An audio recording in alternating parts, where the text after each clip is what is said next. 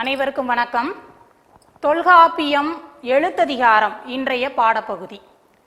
தமிழ் இலக்கணம் 5 வகைப்படும்: எழுத்து, சொல், பொருள், யாப்பு, அணி. இந்த தமிழ் இலக்கணத்தில் எழுத்து என்று பார்க்கும்போது நமக்கு கிடைக்கக்கூடிய மிக பழமையான இலக்கண நூல் தொல்காப்பியம். இது 3 பிரிவுகளாக பிரிக்கப்பட்டிருக்கின்றது: எழுத்ததிகாரம், சொல்லதிகாரம், பொருளதிகாரம். தொல்காப்பியம் எழுத்ததிகாரத்திலே 9 இயல்களை தொல்காப்பியர் குறிப்பிட்டிருக்கின்றார். நூல் மரபு, மொழி மரபு, பிறப்பியல், புணரியல், தொகை மரபு, உருவியல், உயிர் மயங்கியல், புள்ளி மயங்கியல், குற்றியலுகர புணரியல் என்று 9 இயல்களாக தொல்காப்பியம் எழுத்ததிகாரம் பாகுபடுத்தப்பட்டுள்ளது. இந்த தொல்காப்பியம் எழுத்ததிகாரத்திலே 7வது இயலாக உயிர் மயங்கியல் இடம்பெற்றுள்ளது. இந்த உயிர் மயங்கியலில் 93 நூற்பாக்கள் இடம்பெற்றிருக்கின்றன. தமிழ் எழுத்துக்களுள், உயிர் எழுத்துக்களுள் அகர ஈறு முதல் ஔகார ஈறு வரை தொல்காப்பியர் பாகுபடுத்தி இந்த உயிர் மயங்கியலிலே விளக்கியிருக்கின்றார். அகர ஈறு எவ்வாறு புணர்கின்றது, சாதாரணமாக ஒரு தொடரில் எவ்வாறு புணர்கின்றது, செய்யுளில் எவ்வாறு புணர்கின்றது, அகர ஈற்று சொற்கள் எவ்வாறு புணர்ச்சியில் மாற்றம் அடைகின்றன என்பதை பற்றி தொல்காப்பியர் 18 நூற்பாக்களில் விளக்கியிருக்கின்றார். இந்த அகர ஈற்று புணர்ச்சியை பற்றி பார்க்கும்போது 18 நூற்பாக்களில் முதலாவதாக சொல்கின்றார், க ச த ப வரின் இன ஒற்று மிகும் என்று கூறுகின்றார். இன ஒற்று மிகும் என்று சொல்லும்போது காசாபின், இப்ப எடுத்துக்காட்டாக வில கூட்டல் குறிது, அந்த ல என்பதை இல் கூட்டல் அ என்று பிரித்து பார்க்கலாம். அகர ஈறு இருக்கின்றது. காசாத்தப மிகும் என்று சொல்லும்போது இக்கு, அந்த இடத்திலே அந்த குறிது என்பதற்கு இனமாக அந்த இக்கு மிகுந்து வரும். அப்போ விலக்குறிது என்று வருகின்றது. மகக்குறிது, விலச்சிறிது, விலத்தீது என்று வருகின்றது. தமிழ் மொழியை பொறுத்தவரை அகர ஈறு இறுதியாக இருந்தால், ஈறு என்றால் இறுதி, இறுதியிலே அகர ஈறு இருந்தால் கண்டிப்பாக அந்த இடத்திலே இன ஒற்றானது மிகுந்து வரும். அடுத்ததாக வினை எஞ்சி கிளவி ஒற்று மிகும் என்று ஒரு நூற்பாவிலே கூறியிருக்கின்றார். வினை எஞ்சி கிளவி, வினை எச்சமாக, எஞ்சி என்றால் எச்சம், வினை எச்சமாக இருக்கக்கூடிய இடத்திலே ஒற்று மிகும். அகர ஈற்று சொற்கள், முக்கியமாக அகர ஈறு என்று சொல்லும் போது இறுதியிலே நிலைமொழி வருமொழி என்று பிரிக்கின்றோம். அந்த நிலைமொழியினுடைய இறுதியிலே அகர ஈறு இருக்கின்றதா என்பதை நாம் பார்க்க வேண்டும்.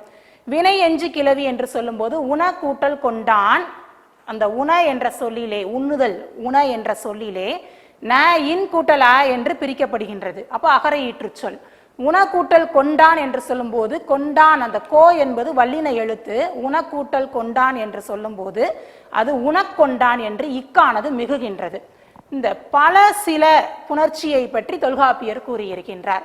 இந்த பல சில என்ற சொற்கள், பல என்ற சொல்லிலே இறுதி லகரம் இல் கூட்டல் அ என்று பிரித்து பார்க்கலாம், அகர ஈற்று சொல். சில என்ற சொல்லிலே இல் கூட்டல் அ என்று பிரித்தோமையானால் அதுவும் அகர ஈற்று சொல் தான். இந்த பல சில புணர்தல் பற்றி தொல்காப்பியர் சொல்லும் போது பலமுன் பல புணர்ந்தால் தம் முன் தாம் புணர்தல் என்று இதை சொல்லுவோம். பல கூட்டல் பல, பல பல என்று மிகும், இப்பு மிகுந்து வரும். சில கூட்டல் சில, சில சில என்று இப்பு இச்சு மிகுந்து வரும். அதே நேரத்தில் இன்னொரு மாற்றத்தை தொல்காப்பியர் குறிப்பிடுகின்றார். பல கூட்டல் பல, அந்த லகரம் இல் கூட்டல் அ என்று பிரித்து பார்க்கலாம். அந்த லகரம் ரகர ஒற்றாக மாறும். அப்போது பற்பல என்று மாறும். சில கூட்டல் சில என்பது, சில என்பது நிலைமொழியினுடைய இறுதியில் உள்ள லகரம் இல் கூட்டல் அ என்று பிரித்து அந்த லகர ஒற்று ரகர ஒற்றாக வல்லின ரகரமாக மாறும். எனவே சில கூட்டல் சில சிற்சில என்று மாறும் என்று சொல்லுகின்றார். அப்போ பல கூட்டல் பல, சில கூட்டல் சில என்பது பல பல சில சில என்று இப்பு இச்சு மிகுந்து வரும். பல கூட்டல் பல என்பது பற்பல, சில கூட்டல் சில என்பது சிற்சில என்று லகர ஒற்று ரகர ஒற்றாகவும் மாறக்கூடியதை நாம் தொல்காப்பியத்திலே பார்க்க முடிகின்றது. செய்யுளில் வரக்கூடியது, செய்யுளில் வரும்போது இந்த பல என்ற சொல்லானது எவ்வாறு வரும் என்பதை தொல்காப்பியர் குறிப்பிட்டிருக்கின்றார். செய்யுளில் வரும்போது அம்மா என்பது அம்மா என்று நீண்டு வரும். நீட வருதல் செய்யுளுள் உரித்தே என்பது நூற்பா. எனவே அம்ம பிளஸ் கொற்றா என்பது அம்மா கொற்றா என்று வருகின்றது.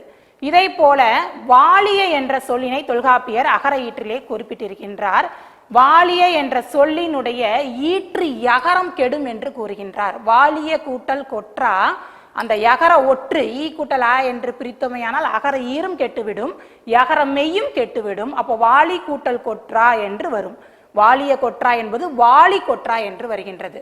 இதே போல சாவ அப்படிங்கிற சொல்ல பார்த்தோம்னா இறந்தான் அப்படிங்கிறது சாவ அப்படிங்கிற சொல்லுல வகர ஒற்று இவ்வு கூட்டல் ஆ என்று பிரித்து பார்க்கலாம்.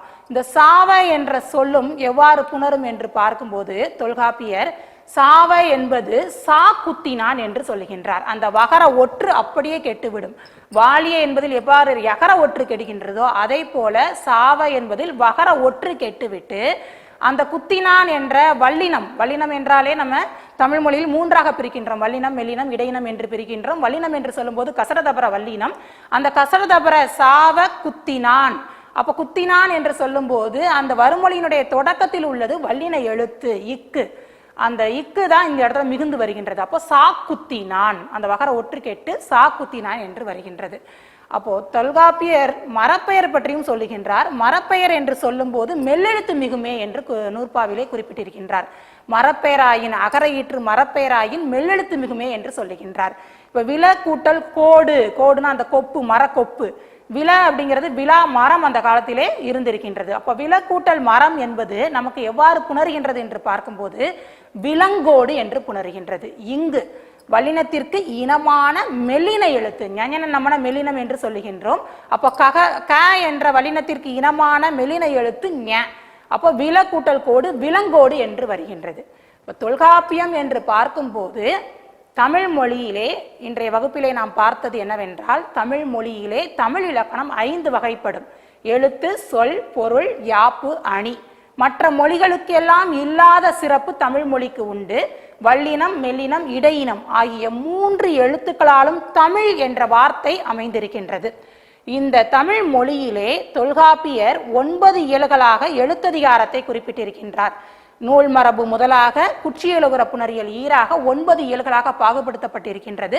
இதில் 7வது இயல் உயிர் மயங்கியல். இன்றைய பாடத்திலே சொல்லப்பட்ட உயிர் மயங்கியல். உயிர் மயங்கியல் என்று சொல்லும் போது உயிரெழுத்துக்கள் எவ்வாறு புணர்கின்றன என்பதை உணர்த்தக்கூடியதுதான் உயிர் மயங்கியல். இந்த உயிர் மயங்கியலை தொல்காப்பியர் எத்தனை நூற்பாக்களில் நமக்கு சொல்லி இருக்கின்றார் என்று சொல்லும்போது 93 நூற்பாக்களில் எடுத்துரைத்திருக்கின்றார். இந்த உயிர் மயங்கியலை பற்றி பார்க்கும்போது இதில் அகர ஈறு முதல் ஔகார ஈறு வரை சொல்லப்பட்டிருக்கின்றது. இதில் அகர ஈறு 18 நூற்பாக்களில் விளக்கப்பட்டிருக்கின்றது. இந்த அகர ஈறு பெரும்பான்மையும் தொல்காப்பியர் சொல்லக்கூடியது வல்லின எழுத்து மிகும். அப்போ வல்லின எழுத்து மிகும் நிலைமொழியினுடைய இறுதியும் வருமொழியினுடைய தொடக்கமும் புணரும் போது கண்டிப்பாக நாம் நினைவில் கொள்ள வேண்டியது நிலைமொழியினுடைய இறுதியில் அகர ஈறு இருக்கின்றதா என்பதை நாம் பார்க்க வேண்டும். அப்போ வல்லினம் மிகும் என்பதை தொல்காப்பியர் எடுத்துரைக்கின்றார். பெரும்பான்மையான நூற்பாக்களில் சில இடங்களில், எந்த இடங்கள் என்று பார்க்கும்போது பல சில என்ற இந்த நூற்பாவில் மட்டும் பல சில சில என்று வல்லின எழுத்தும் மிகுந்து வரலாம். பற்பல சிற்சிலை என்று லகர ஒற்று ரகர ஒற்றாகவும் மாறி வரலாம் என்று கூறுகின்றார். அதே போல செய்யுளில் வரும்போது நீட வருதல் செய்யுளுள் உரித்தே என்று கூறுகின்றார். அம்ம பிளஸ் கொற்றா என்பது அம்மா கொற்றா என்று அந்த அம்ம என்ற சொல்லில் உள்ள ம என்பதை பிரித்தால் இம் கூட்டல் ஆ என்று வரும் அகர ஈற்று சொல். அந்த குறிலானது மா நெடிலாக செய்யுளில் வரும் என்று கூறுகின்றார். முக்கியமாக மரப்பெயர் பற்றி சொல்லும் போது அனைத்திலும் வல்லின எழுத்து மிகும் என்று சொன்ன தொல்காப்பியர் மரப்பெயர் அகர ஈற்று மரப்பெயராக இருந்தால் மட்டும் மெல்லின எழுத்து மிகும் என்று சொல்லுகின்றார். மெல்லின எழுத்து மிகும் என்று சொல்லும் போது வில கூட்டல் கோடு. வில அப்படிங்கும் போது அந்த லகரத்தை நிலைமொழியின் இறுதியில் உள்ள லகரத்தை நாம் பிரித்து பார்த்தால் இல் கூட்டல் ஆ என்று பிரிக்கலாம். அப்போ அகர ஈறு. வில என்பது விலா மரம்.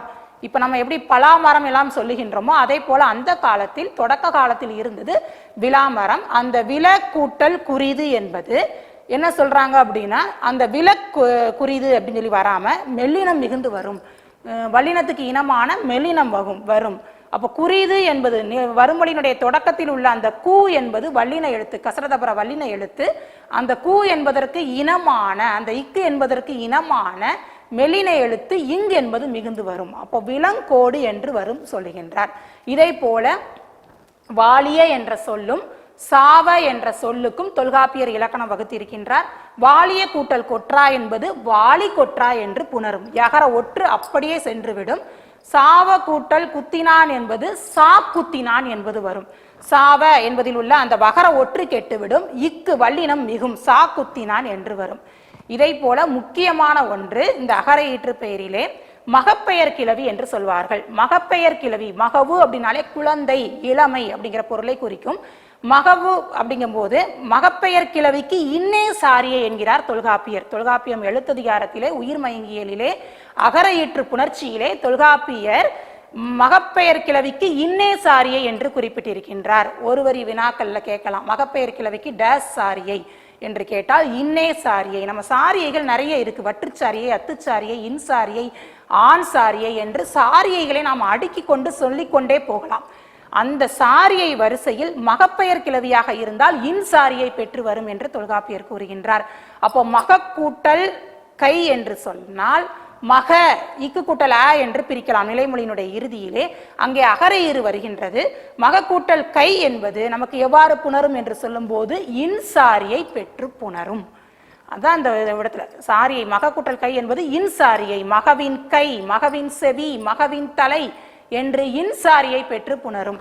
மக கூட்டல் இன் என்று சொல்லும் போது அந்த மகங்கிறதுல இறுதியில் உள்ள அகர ஈரும் இங்க இன்சாரியை வருது இல்லையா, அந்த இன் அப்படிங்கிறத இகரமும் அப்ப ரெண்டு உயிரெழுத்துக்கள் புணரும் போது நடுவுல ஒரு உடம்படுமை தோன்றும். அதனால அந்த இடத்துல வகர உடம்படுமை தோன்றுது. யகரம் வகரம் இது ரெண்டும் உடம்படுமை என்று தமிழ் மொழியிலே சொல்லப்படுகின்றது. அப்ப வகர உடம்படுமை தோன்றி இவ்வு கூட்டல் ஈ சேர்ந்து வி என்று மாறி மகவின் கை என்று வருகின்றது. ஒட்டு மொத்தமாக இன்றைய வகுப்பிலே நாம் பார்த்திருப்பது தொல்காப்பியம் எழுத்ததிகாரம். தமிழ் மொழியிலே நமக்கு கிடைத்திருக்கக்கூடிய பழமையான இலக்கியம், முழுமையான இலக்கியம், முழுமையாக கிடைத்தது தொல்காப்பியம் ஒன்று மட்டுமே. எழுத்து, சொல், பொருள், யாப்பு, அணி என்ற 5 இலக்கணங்களுக்கும் இலக்கணம் வகுக்கப்பட்டிருக்கின்றது. அதிலே தொல்காப்பியத்தில் எழுத்து, சொல், பொருள் என்று 3க்கும் இலக்கணம் இருக்கின்றது. தொல்காப்பியம் எழுத்ததிகாரம் 9 இயல்களாக பாகுபடுத்தப்பட்டிருக்கின்றது. தொல்காப்பியம் சொல்லதிகாரம் 9 இயல்களாக பாகுபடுத்தப்பட்டிருக்கின்றது. தொல்காப்பியம் பொருளதிகாரம் 9 இயல்களாக பாகுபடுத்தப்பட்டிருக்கின்றது. 9 கூட்டல் 9 கூட்டல் 9 மொத்தம் 27 இயல்களாக தொல்காப்பியம் அமைக்கப்பட்டிருக்கின்றது. இந்த தொல்காப்பியத்திலே தமிழ் இலக்கணம் அனைத்தும் இந்த இலக்கண முறையை தெரிந்து நாம் பேசினாலோ எழுதினாலோ தமிழ் மொழி புலமையாளனாக நாம் உருவாக முடியும் என்பதில் எல்லளவும் ஐயமில்லை. இந்த தொல்காப்பியம் எழுத்ததிகாரத்திலே உயிர் மயங்கியல் 7வது இயலாக இடம்பெற்றிருக்கின்றது. இந்த 7வது இயலிலே 93 நூற்பாக்கள் கொடுக்கப்பட்டிருக்கின்றன. இந்த 93 நூற்பாக்களில் முதலாவதாக இருக்கக்கூடியது அகர ஈறு. அகர ஈறு முதல் ஔகார ஈறு வரை விளக்கப்பட்டிருக்கின்றது. இதில் அகர ஈறு முதன்மையாக எடுத்துரைக்கப்பட்டிருக்கின்றது. அகர ஈற்றிலே 18 நூற்பாக்களை தொல்காப்பியர் குறிப்பிட்டிருக்கின்றார். இந்த 18 நூற்பாக்களிலும் ஒவ்வொரு எழுத்துக்களும் கண்டிப்பாக வல்லினம் மிகும் என்றே குறிப்பிட்டிருக்கின்றார். அடுத்ததாக அது பல சில என்பதில் மட்டும் வல்லினம் மிகுந்து வரும், இல்ல லகர ஒற்று ரகர ஒற்றாக மாறும் என்று குறிப்பிடுகின்றார். செயலில் வரும்போது அது நீண்டு வரும் என்று சொல்லுகின்றார். அம்மா என்பது அம்மா என்று வரும் என்று சொல்லுகின்றார். அம்மா என்று வந்தாலும் பொருளிலே மாற்றம் இல்லை, அது உரையசை பொருளிலே வருகின்றது என்று சொல்லுகின்றார்.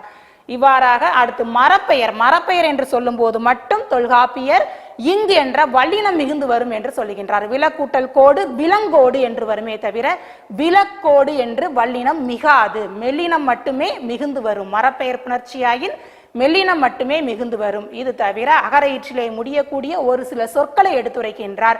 வாலிய என்ற சொல் யகர ஒற்று கெடும், சாவ என்ற சொல்லில் வகர ஒற்று கெடும் என்று சொல்லுகின்றார்.